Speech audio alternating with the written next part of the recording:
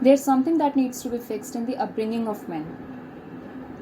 हमने हमेशा से लड़कियों को, बच्चियों को ये सिखाया है कि कैसे फाइनेंशियली इंडिपेंडेंट बना जाए, how to study hard, work hard. क्योंकि अगर फाइनेंशियल इंडिपेंडेंस नहीं होगी तो हमें कोई पूछेगा नहीं.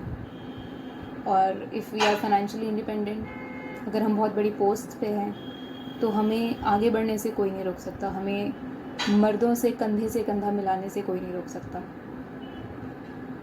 हमने लड़कियों को हमेशा अपने आप को प्रोटेक्ट करना सिखाया.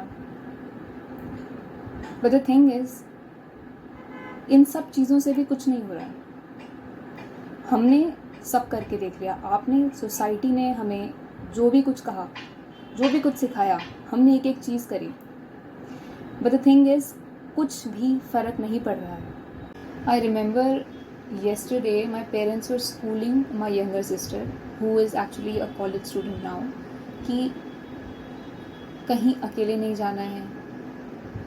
जब भी जाओ किसी के साथ जाओ, वॉशरूम भी जाओ तो किसी के साथ जाओ, और अपने आप को प्रोटेक्ट करके रखो.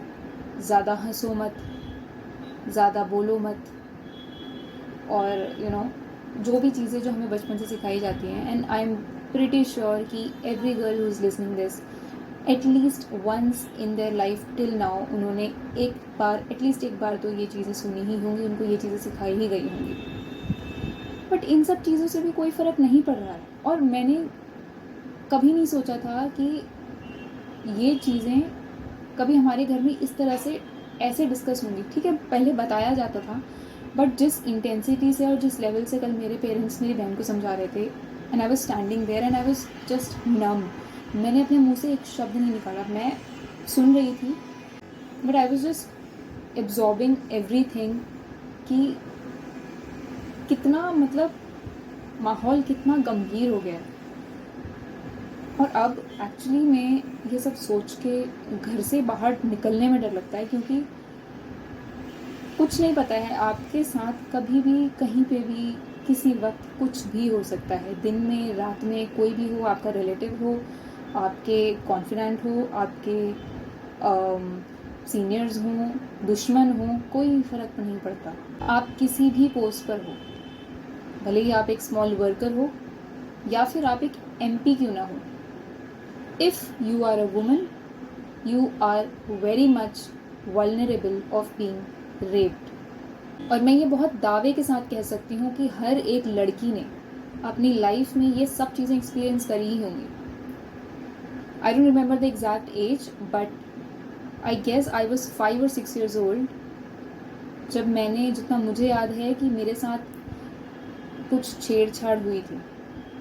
किसने करी थी, कैसे करी थी, बस मैं उस एक्सपीरियंस को यहाँ पे ज़्यादा नहीं बताना चाहूँगी. बट क्या हुआ था मुझे उस एज का आज भी exact everything I remember exactly. और वो चीज़ किसी को पता भी नहीं है, क्योंकि एक छोटा बच्चा क्या किसी को बताएगा. अब मुझे ये सब चीज़ें याद आती हैं कि ये सब हुआ, और होके फिर हम लोग ऐसे माइंड में ऐसे निकाल देते हैं, क्योंकि सबको पता है लड़कियों के साथ ये होता ही होता है. तो आप देख रहे हो, छोटे बच्चे से लेकर, और ये तो आपको पता ही है, आपको बताने की ज़रूरत नहीं है, छोटी 2 महीने 3 महीने के बच्चे से लेकर 90 साल की औरत तक के साथ ये सब हो रहा है. तो कोई रेंज नहीं है उसमें. और ये हर साल की कहानी है. हर साल क्या, कल ही मैं कहीं पढ़ रही थी कि there are 90 rapes happening in the country every day.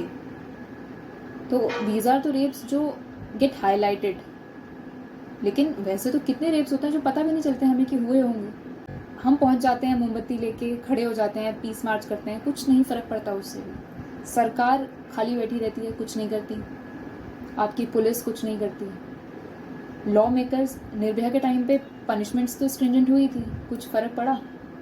Wraps कम हुए?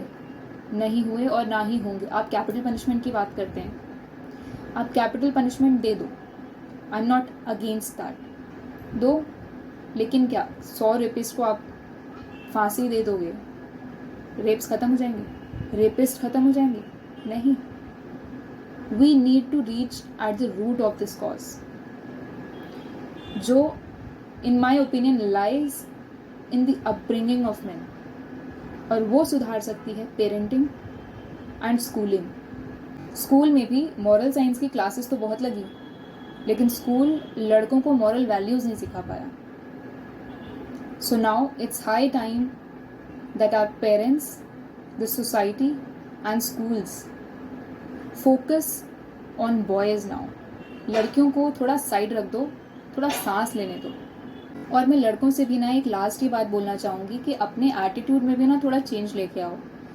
कि आप जो ये लड़कियों पे कमेंट्स करते हो, उनके बॉडी पे, उनके स्ट्रक्चर पे, उनके फिजिक पे, जो लड़के कमेंट्स करते हैं, जोक्स मारते हैं, आई डोंट नो, लड़कों को ये लगता है कि this is what main do. हम लड़के हैं तो दिस इज़ अलाउड और हम ये कर सकते हैं, यही तो लड़के करते हैं. But guys, that's not allowed, that's actually very cheap. बहुत ख़राब लगता है. और आपकी बहन के ऊपर कोई ऐसा कमेंट करे तो आपको कैसा फील होगा उस टाइम पे. तो आप माँ बहन की गालियाँ देना शुरू हो जाते हो, तो किसी और की बहन के लिए आप कैसे कुछ ऐसे बोल सकते हो. सो इसलिए गाइज, अब थोड़ी रिस्पॉन्सिबिलिटी आप लोगों को भी लेनी पड़ेगी. और थोड़ी क्या, मैं तो कहती हूँ सब कुछ अब आपको ही करना है, क्योंकि हमने तो जो करना था वो कर लिया और कुछ हो नहीं रहा है उससे. तो अब रिस्पॉन्सिबिलिटी है आपकी, लड़कों की, सोसाइटी की, पेरेंट्स की और स्कूल्स की. So in the end, I would like to sign off by saying that there are a lot of things that needs to be fixed in the upbringing of men.